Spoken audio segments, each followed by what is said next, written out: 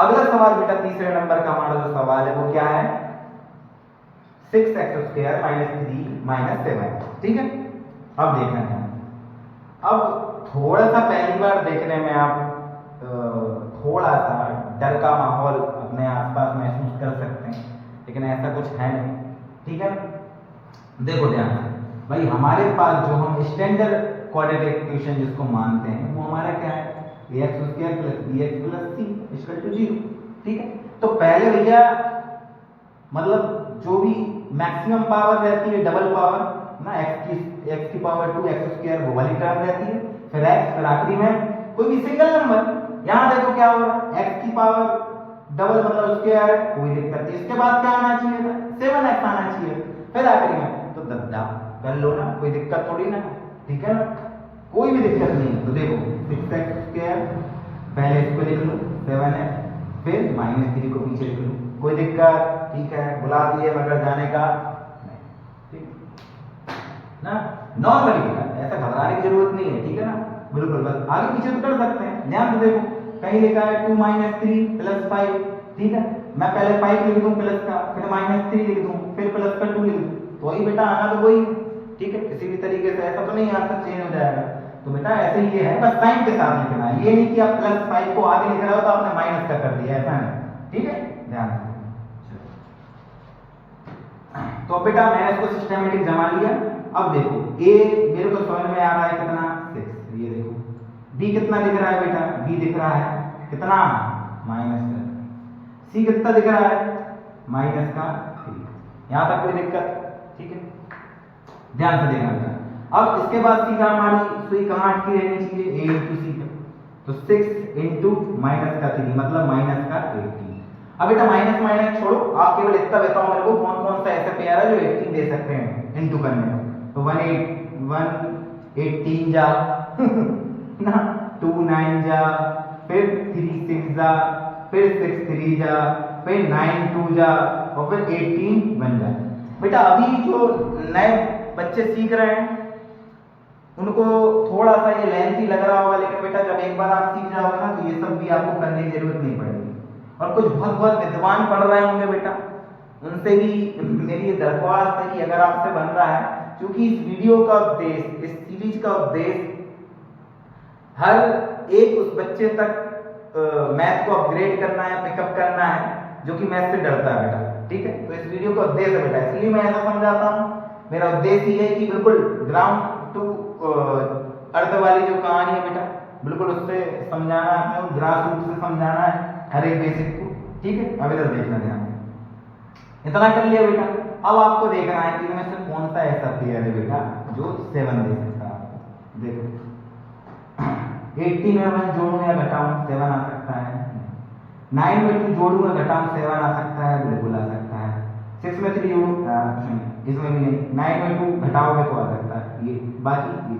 ठीक है, तो भैया हमारे पास पेयर मिला 2 और 9। ठीक है, 9 को पहले लिख लो, 2 को पहले लिख लो, कोई भी फर्क नहीं पड़ता है। ठीक है, अब आपको ध्यान देना है -7, मतलब आपको आंसर प्लस माइनस में काय में आना चाहिए, माइनस में। तो बेटा माइनस की संख्या अगर लाना है तो बड़ी संख्या को माइनस में करना पड़ेगा, छोटी को प्लस में।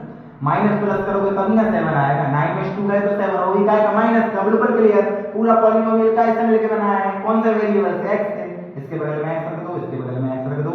ठीक है, इस बीच वाली टर्म को कहां ली, ये इस बीच वाली टर्म को आपने दो भागों में बांट लिया। पीछे कितना है, -3, आगे कितना है 6x। बात खत्म, दो भागों में बट गए, बांट दो। ठीक है, अब ध्यान से देखना बेटा इधर। ठीक है, ये 2 × 3 लिखा हुआ, अगर ध्यान से ये 2 × x लिखा है, और x बेटा जगह नहीं है इसलिए मैं ये वाला x नहीं लिख पा रहा, लेकिन आपको पता है 2 है। ठीक है, इधर देखो, इसको 3 × 3 लिख सकता हूं, इसको 3 × 1 लिख सकता हूं। ठीक है, ऐसा करने से क्या कॉमन निकालने में आसानी होगी आपको। अब देखो ध्यान से, मुझे बताओ कि कॉमन क्या है। तो देखो 2 इसके पास भी, इसके पास भी, x इसके पास भी, इसके पास भी, तो मैं 2x कॉमन निकाल सकता हूं क्या, बिल्कुल निकाल सकता हूं। मेरे पास यहां बचेगा 3 और ये x, और यहां से मैंने 2x ही अगर पूरा कॉमन ले लिया तो कितना बचा, 1 बचा। यहां तक कोनो दिक्कत? ठीक है, अब देखो यहां कॉमन 3 है दोनों के पास, तो बिल्कुल मैं 3 निकाल सकता हूं, लेकिन साइन के साथ काय का निकालना पड़ेगा, -3। अगर मैं माइनस साइन लूंगा यहां, तो मैंने आपको पहले कहा साइन चल जाएगा, ये माइनस का क्या हो जाएगा, प्लस। तो देखो आपने 3 कॉमन लिया, यहाँ कितना बचा 3x, तो ये माइनस यहाँ का हो गया प्लस का, और यहाँ बीच का साइन जो वो भी चेंज हो गया, ये प्लस है तो सॉरी माइनस है तो क्या हो जाएगा प्लस, और 3 कॉमन ले लिया कितना बचा, यहाँ तक कोई दिक्कत। अब देखो आपके पास बिल्कुल आपका अंतर बता देगा कि दो चीज एक जैसी आ गई है, ठीक है। तो 3x प्लस 1 को बेटा अगर आप कॉमन ले लोगे तो आपके पास बचेगा 2x और माइनस का 3, ठीक है। क्योंकि आप पॉलिनोमियल जीरो से निकाल रहे हो बेटा तो इक्वल टू 0, ध्यान से देखना, ठीक है।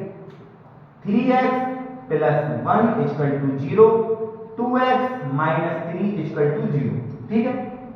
1 को बेटा उस तरफ भेज दो तो आपके पास आ जाएगा -1, x बराबर जाएगा -1/3, ठीक है। इधर देखो 2x 3 को उस तरफ भेज दोगे तो बेटा प्लस में आ जाएगा 3, x बराबर जाएगा 3/2, ठीक है बेटा।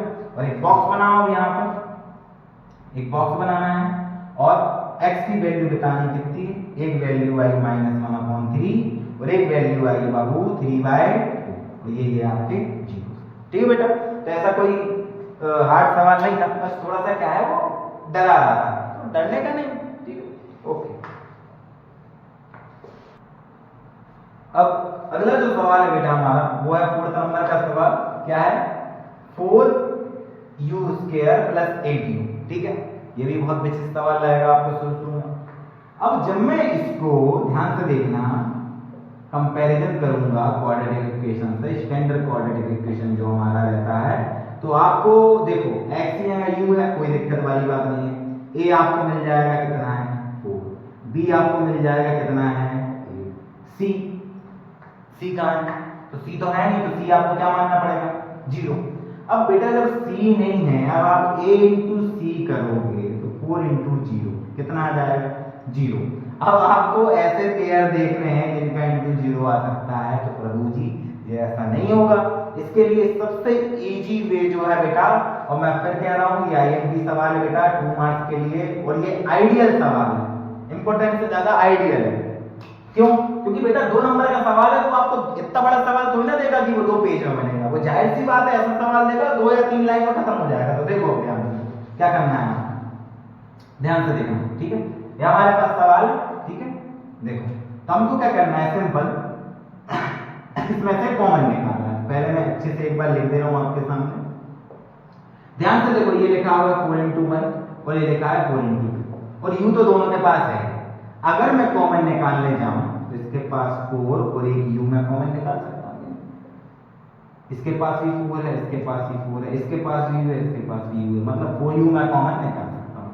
4u अगर मैं कॉमन निकाल लिया तो ध्यान से देखो मेरे पास यहाँ बचेगा 8u, फिर बीच में प्लस, यहां से मैं अगर 4 और u कॉमन निकाल लिया तो कितना बचा, और हमको निकालना है 0। तो देखो एक बार इसको 0 के बराबर करके देखो और एक बार u + 2 को 0 के बराबर देखो, तो बेटा u बराबर आपको ये 4 × में है, कहाँ जाएगा इसके डिवाइड में, तो u बराबर आपको बेटा 0 मिलेगा। और यहाँ देखो u 2 को इस तरफ भेजो तो -2, तो बेटा u बराबर होगा -2। तो बेटा आपके जो जीरोस है u के वो आ गए 0 और -2। बहुत इजी सवाल है बेटा, और बहुत ज्यादा इंपॉर्टेंट सवाल है, बहुत ज्यादा इंपॉर्टेंट सवाल है, ठीक है ना। इसमें एग्जाम्पल भी आपके एनसीईआरटी में उसको भी कराऊंगा, लेकिन अभी क्रम से चल रहे हैं, क्रम से चलने देते हैं। अगला सवाल है, अगले नंबर का बेटा जो हमारा सवाल है वो है t² -50। बेटा इसके 2 तरीके हैं करने के, वो दोनों तरीके एक बार अच्छे से देख लो, आपको जो इजी लगे वो करना बेटा, ठीक है। हमको पता है अगर हम कंपैरिजन करेंगे तो देखो यहाँ पर अच्छे से मैं पहले आपको बता दूं टाइप बाद में क्यों मैं इस तरह से करूंगा। ये मेरा हो गया आइडियल क्वाड्रेटिक इक्वेशन, x² की जगह t², कोई दिक्कत नहीं, तो a बराबर मुझको दिख जाएगा कितना 1। फिर t² के बाद एक सिंगल t होना चाहिए था, उसका कोएफिशिएंट b कहलाता, तो वो तो है नहीं। फिर एक संख्या है, तो बेटा c की वैल्यू आपको दिख रही हुई है, मतलब कहीं ना कहीं b आपके पास क्या है 0 है, तो बेटा जाहिर सी बात है वैसा नहीं होगा। तो देखो इसके 2 टाइप है। पहला टाइप क्या कहता है, देखो एक तरीका ये है कि t² -15 है, t² क्या मैं 15 को √15 का होल स्क्वायर नहीं लिख सकता? आप कहोगे बिल्कुल लिख सकते हो। कैसे भाई, स्क्वायर से अगर ये रूट कट जाएगा तो 15 ही जाएगा ना आपका, कोई दिक्कत तो नहीं। अब देखो ध्यान, ये बन गया बेटा a square minus b square का फॉर्मूला। क्या होता है a square minus b square formula? A plus b और ए माइनस बी। तो बेटा देखो ए की जगह टी है, बी की जगह √15 है, तो देखो एक बार हो जाएगा ए प्लस बी और एक बार हो जाएगा ए माइनस बी। ठीक है, तो ये हमको चाहिए जीरो, तो देखो एक बार इसको रख लो जीरो के बराबर में और एक बार इसको रख लो जीरो के बराबर में, तो t निकल t इक्वल टू निकल के आएगा -√15 और एक बार निकल के आएगा बेटा t इक्वल टू प्लस का √15 और ये आपका क्या है फाइनल आंसर। अब टाइप 2 देखो बेटा कि टाइप 2 है वो इससे भी इजी है। जैसे सपोज आपको सवाल तो यही दिया है ना, यही है, ठीक है। अब भाई आप इसके जीरो से निकालना चाह रहे हो, आप ये क्वाड्रेटिक इक्वेशन है तो जाहिर सी बात है भैया सामने क्या आना चाहिए जीरो। अब ध्यान से देखना t स्क्वायर इक्वल टू 15 को अगर आप उस तरफ भेज दोगे तो कितना आ जाएगा 15। अब आपको तो t की वैल्यू चाहिए ना, अभी तक हम क्या निकाल रहे हैं जीरो में, क्या निकालते हैं f की वैल्यू तो निकालते हैं, ठीक है, जो भी वेरिएबल रहता है उसकी। अगर s है तो s की वैल्यू निकालेंगे, t है तो t की वैल्यू निकालेंगे, तो हमको केवल t चाहिए ना। तो देखो अगर हमको t चाहिए तो ये जो स्क्वायर है वो कहां ट्रांसफर कर दो इसको, तो बेटा ये क्या आ जाएगा √15 और आपको पता है अगर अंडर रूट ट्रांसफर होता है तो उसके आगे प्लस माइनस लगेगा। क्यों?